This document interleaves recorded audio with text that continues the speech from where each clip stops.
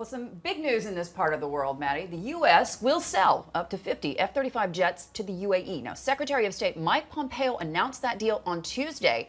That means that the UAE will be the first GCC nation and the first Arab country to have the stealth fighter in their arsenal. Now, Dan is here with me in the studio. Dan, the narrative has been for decades now that Gulf countries make very big defense buys, but the U.S. just wasn't willing to sell them the high tech to make it all work. What changed?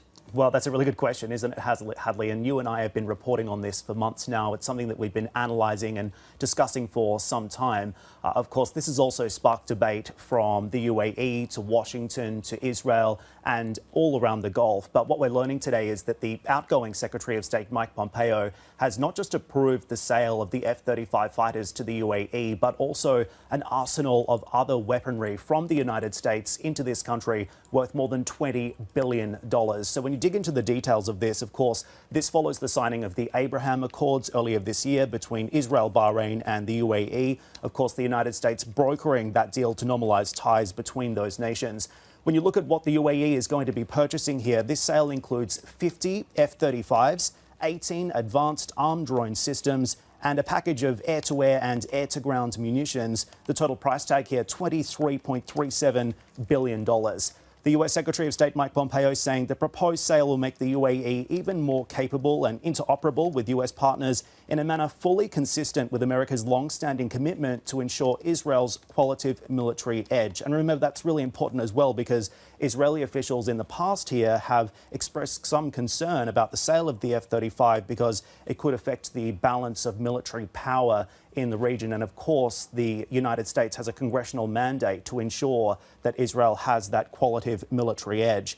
Now, when you look at who are the winners and losers from this, Hadley, I think it's clear to say the UAE is going to be a winner here. This is something that they've wanted for a very, very long time. And at the same time, the US and the Trump administration also a winner here. Trump in particular, the outgoing president, has really made these military sales a key part of his economic plan. So this is something that he can go out with a win here. With a bang, if you will. I think it's going to be very interesting to see if we see any more of these kinds of big mega deals to the Gulf Arab countries, particularly, Kuwait. Bahrain was the one who signed on as well to the Abraham Accords. And you got to wonder if this was part of the price tag, frankly, for the UAE to say, you know what, yes, we're going to open up ties with Israel. But of course, for them, it's also geostrategic as well, as you mentioned, because of everything happening with Iran, the potential for the Biden administration to reopen negotiations or sort of a rejiggering, if you will, of JCPOA. It's in the UAE's interest to play by sides. I think I said it yesterday, to hedge. Yeah, that's exactly right. So the United States really ensuring here that their partners in Saudi Arabia under this current administration, their partners also here in the UAE have this equipment to make sure that they can counter that threat from Iran under essentially what could be a recalibration of those relationships as part of the Biden administration. No doubt about it. And I think it's going to be really interesting to see how this plays all out, given the fact that we heard from Mr. Pompeo yesterday, essentially dismissing the idea of a smooth transition. He said it was basically going to be, and I do think he was joking, but what was interesting as well about that comment was the reaction here and in Washington from journalists from this region specifically, and they were just essentially saying all over social media, we understand he was probably joking, but at the same time, coming as we do from many countries in this part of the world that don't have democracy, joking about it after such a contentious election, well, it just didn't seem to sit well. Yeah. And the other interesting thing here, I think, is what we've heard from the UAE leaders and officials that we've spoken to is that this agreement to purchase the weaponry is not linked.